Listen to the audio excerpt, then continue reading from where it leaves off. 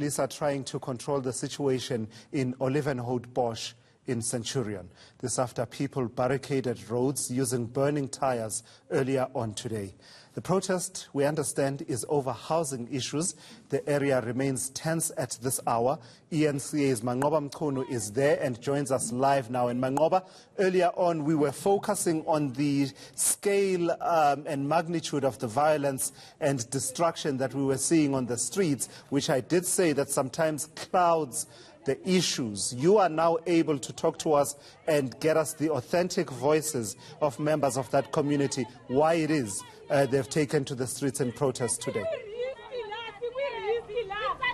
Indeed, Tulas, community members here are angry, Tulas. In fact, you can hear them here in the background, many of them shouting, saying that they are angry over the issue of the planned evictions in this particular area. We do understand that many of these residents illegally occupied some of the RDP houses here, as well as stands here in this particular area as back as 2017, we are being told. And this particular protest is being led by community members as well as the economic freedom fighters, who of course have been at the forefront of fighting for issues of land for this particular community. You can still see there, Tulas, the streets still quite littered with rocks as well as burning tires. The police are out here trying to contain the situation. We've seen quite a number of them there on that main street there in the far background, Tulas, trying to remove the rubble. They are burning tires, they are burning logs, and even some vehicles that have been pulled from one of the scrapyards, we understand, here in the area and placed on the road so that no cars are able to move. So the impact of their anger is really felt here. But I want to get a sense from the community themselves as to why, Tulas, they've resorted to such a violent protest. Let me start with you, Baba, just to get the issues of what it is that the community is angry about. What is it exactly that you want? Basically, what I can say now is that the problem is with our government. Our government is not considering us in any way, actually. Because now, if you go somewhere, you look for a house, they tell you don't qualify. If you go and look for an RDP, they are telling you are too rich for an RDP. So we don't know what to do anymore. Like this land invasion, how can you invade someone that has already been stayed for like a year on one property?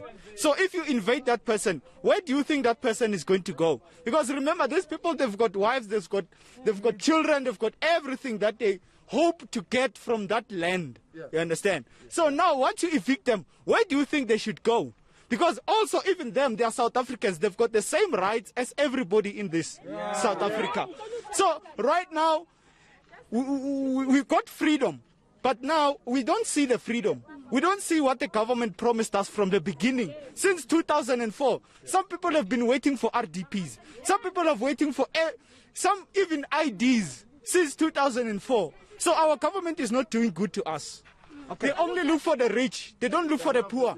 Okay. They don't care about us. So let me ask this issue. I hear that there were reports that you're going to be evicted. What is it that you're hearing from the city itself?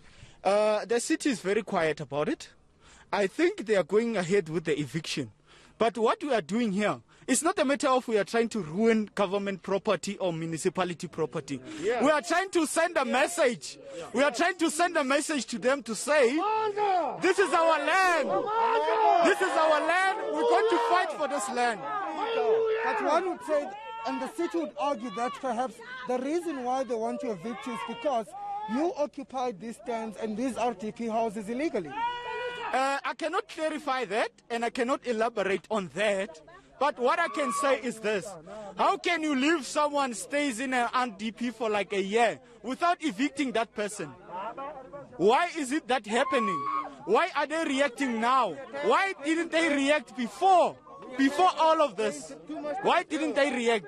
Why should they react now? What's the reason for that? The same reason that they didn't react that time.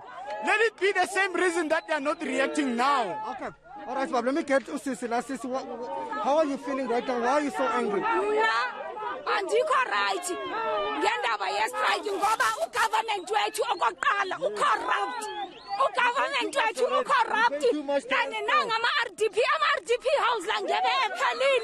ngebe baye bakhona ukuthi basifake kahle manje abaqedanga iproject bathengise yonke into ama-RDP awapheli njengoku abantu baye kuphi nazi izindlu ningangena sicela ukuthi ningene ngaphakathi nibone ukuthi zinjani lezi zindlu lezo azinamanzi azina-toilet why bangayiqedi iproject why ugovernment angayiqedi iproject why angayiqedi iproject ugovernment athathe abantu ababhalisa izindlu ngoba ukuthi ugovernment akhe izindlu sithi sihambe sabhalisa izindlu wasibiza community center wathi yizani bahlali ndifuna yazi ukuthi abantu abasalala bangaphi so saya e-community center no wait baza babona ukuthi abantu abekhona for ukuthi bangakha ama-RDP how many ukaba apho bayathengisa i-RDP house i-government i-corrupt i-government iyasifayila i-government akunamsebenzi khona esikolweni no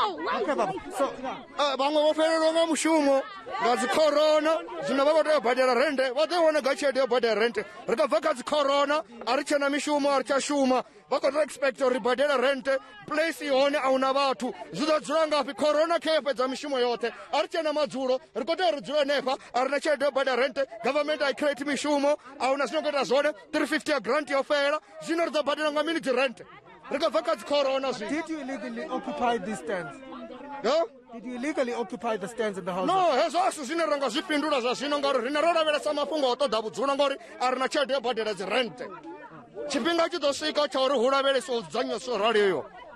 Okay, Tulas, you can hear the very angry and hostile community members, of course, voicing out their frustrations over the issue of housing here, and they're saying that they cannot afford to pay for some of the houses here. They cannot afford to rent due to the fact that they've been affected also by COVID-19, so they have nowhere to go, and that's the reason why they're saying that they're going to resist these evictions. And we heard there earlier on one of the community members, the lady, also saying that there is corruption when it comes to the allocation of RDP houses in this particular area, saying that many of the people that have occupied these RDP houses are actually not from this area. They have been in the waiting list, waiting to be allocated to housing, which is the reason why perhaps many of them say they then occupied and took these stands in this particular community. So the situation is still quite tense here. Tulas, we did see the police just driving up here this particular stretch just to try and keep these protesters at bay. And it is still a cat and mouse game between the police as well as community members who say that they're going to remain here to ensure that their message is loud and clear that they're not going to move out of their properties. All right, thank you for that. Multiple layers of complexity, this issue around land and housing in Gauteng. Manqoba Mchunu out in Olievenhoutbosch, where he's monitoring those protests that have turned violent at times, but also highlighting issues around access to land and access to housing. Last week, it was Rabbit Ridge. This week, it is in Olievenhoutbosch. Certainly, it seems that there are broader issues that have to do with the management of the various policies around access to housing and the processes, beyond policies, but processes as well, around access to housing and land in the province of Gauteng. Let's see